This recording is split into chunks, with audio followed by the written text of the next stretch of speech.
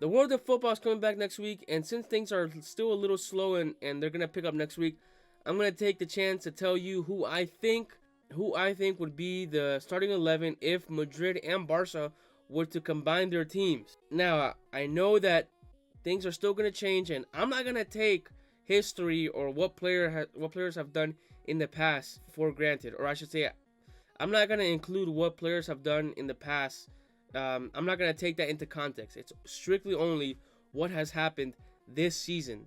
So, if players deserve the Ballon d'Or, or if they had at one point had a Ballon d'Or, or if they at one point were this great defender or keeper, I'm not gonna take that into consideration. So, starting off with this video, let's get right to it. I'm starting off the formation 4-3-3. I think that's both teams pretty much use that formation. I know sometimes Madrid switches up to a 4-2-2 or a 4-4-2, but for keeper, there is no question about it. It's pretty much Thibaut Courtois. God damn it. Thibaut Courtois. I mean, who else is it going to be? Ter Stegen has been injured for most of the year. Szczesny has done all right, but I can't rate Szczesny in 2025. This dude retired. He's coming back. I forgot what the Nico Peña, whatever his name is, the keeper of Barca, the backup keeper.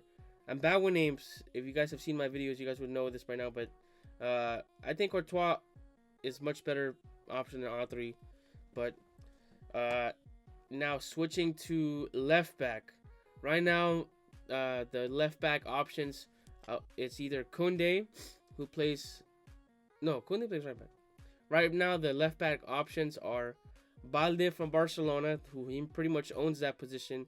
And for Madrid, they mostly switch the lineup between either Mendy or Fran Garcia.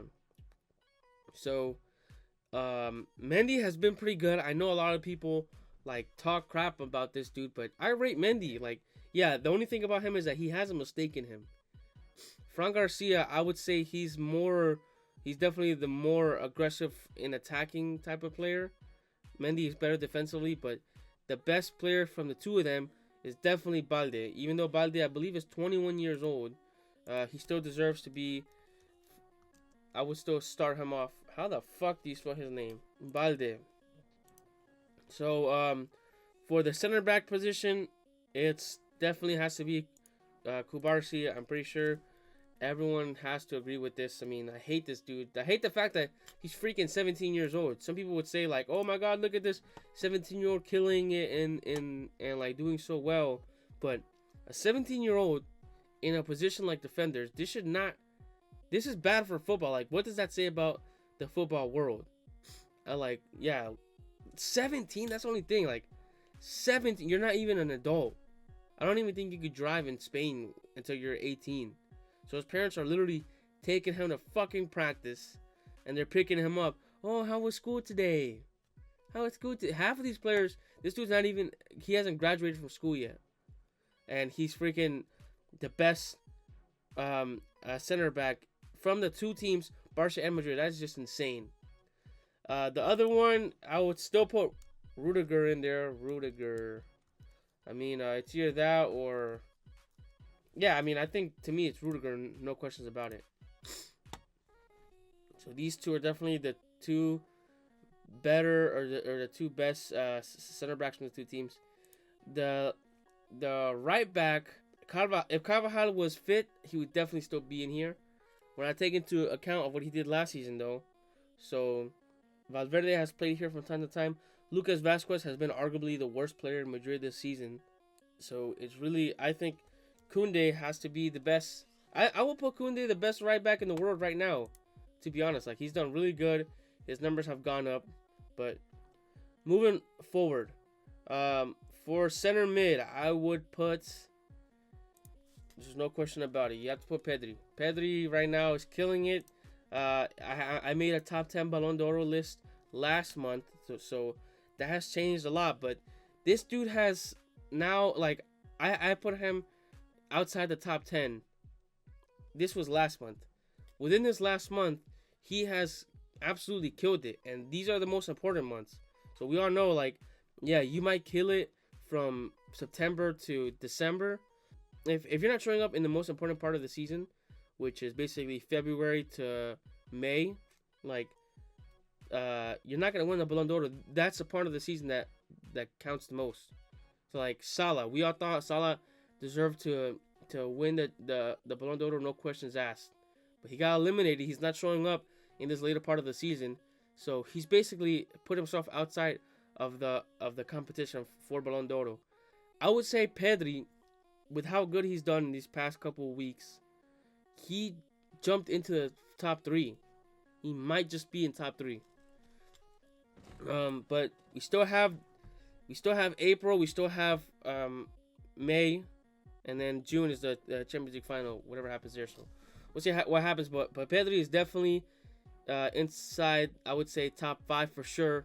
Ballon d'Or candidates. After that, who else would I put? I would have to put, no questions asked, the person that I think deserves to be in there, and it seems like he's finally getting the right amount of love, has to be Valverde. This dude, I mean, he kills it every game. It's like he's Madrid's get out of jail card. I think every single season Madrid has had that get out of jail card. Last year, or the year that it was, probably last year and 2022. No, sorry, not last year. In 2022, it was mostly a Courtois. This year, the get out of jail card has been Valverde for Madrid. Like he's doing good. I still rate Valverde a little bit ahead of Pedri. I'm a Madrid fan though, so I'm pretty biased on that. But I just think he does much more. But as far as like dribbling and I guess you could say eye test, Pedri does rank a little higher on that.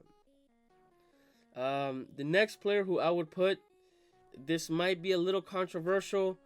You know, I'm just gonna do it. I know this is controversial, but I'll still put Bellingham in there. Like Bellingham, if you ask me, Bellingham is still better than Pedri. Like, and I know he gets a lot of hate because he's English, and it is true, English players do get overhyped with the media. I mean, they just have so much English media pushing each one of these players, and the fact that Bellingham is playing for Madrid, and Madrid's the biggest club in the world, whether we like it or not, this dude gets hype. But I rate his hype. I didn't rate his hype when he first came from Dortmund. I heard people were talking about they were comparing Bellingham to Zidane, and I was like, that is insane. But to be honest, he's not far from it. He does crazy stuff, and Pedri's good too. I do think Pedri is a little overhyped, but this past season, Pedri has been showing up. Bellingham hasn't been showing up as much, but he's still been, I would say, within a top. He would still have a starting position if these teams combined, or combined XL, whatever you call it.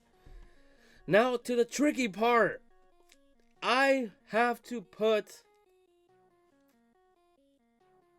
Rafinha right here. Rafinha, he has definitely blown Vinicius outside the water. It's crazy because no one expected Vinicius to be this trash. This dude is absolutely trash. And if anyone saw Rafinha just basically yell at Vinicius because Vinicius was about to get himself a yellow card against, was it Colombia, and he was basically going to get himself suspended from the Argentina game. Rafinha had to go over there and be like, yo, shut the hell up. Like, why are you fucking, you're about to get yourself booked. And I don't know why more players in Madrid don't say that, but that being said, like, that's just a side rant. Rafinha has been killing it. Vinicius has been trash. I'm not going to take his Ballon d'Or year into account. Vinicius has been trash. He's been arguably one of the worst players in Madrid. He's had a couple of good games. I think he's scored 2 hat-tricks this year, but he's been arguably one of the worst players from Madrid. And I think he kind of interrupts the Bellingham, Rodrigo, and Mbappe chemistry at times. So, yeah. That being said, Rafinha been killing it. He's a top 3 Ballon d'Or candidates now. Still, actually. I put him, I believe, 3rd. But, yeah, he's been killing it. And I would still say he deserves to be third, maybe. Next player, it's either between Rodrigo or Lamine Yamal. I know Lamine Yamal hasn't been scoring as much recently, but I'm not looking at these stats. You know, I don't even care if this dude's 17 years old. He still is insane. Lamine Yamal, like, what else can you say about this dude? I saw, I believe his skills or whatever the freak he calls himself. I hate calling a person skills, but you know who I'm talking about. There's one YouTuber, he says XXL skills or something like that. He said Lamine Yamal is the best 17-year-old of all time. I wouldn't go as far and say that, but I would say he's definitely top 3. This dude is insane. Lamine Yamal, and yeah, I mean, there's not much to say about this pick, really. It's Rodrigo or Lamine Yamal. Rodrigo has been good this season, but not at the same level as Lamine Yamal. He hasn't scored as much, but he has still contributed a lot to the game of Barcelona. And then, as striker, it's either between Lewandowski or Mbappe. Lewandowski, I still think he's a top goal scorer of La Liga this year, but he's been trash. He's been trash the past couple of months. And I think he does get over criticized, to be honest, because, like, what? He's still the top goal scorer of La Liga at 35 or 36. That's impressive in its own right. But as I said earlier in this vid, there's a phase of the season where if you want to get recognized for all of what you have done, you have to start kicking it into 5th gear or 6th gear. And I think Mbappe has definitely been doing his part in the bigger games this season at this phase, and Lewandowski has not. I mean, he scored a banger against Atletico Madrid in this last matchup, but overall he's kind of missed he's missed too many chances. So I would have to put Mbappe. So what does that leave us to? Mbappe.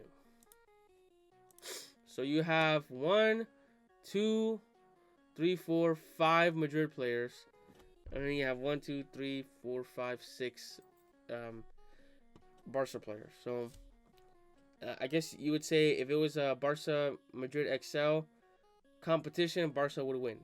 So if you guys like these videos, again, right now I'm doing MMA and YouTube video. MMA and football vids. But if you guys like these vids, please subscribe, comment what you think.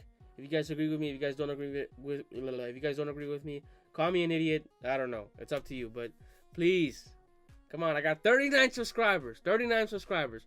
I told myself by the end of freaking March, I set myself a lower goal.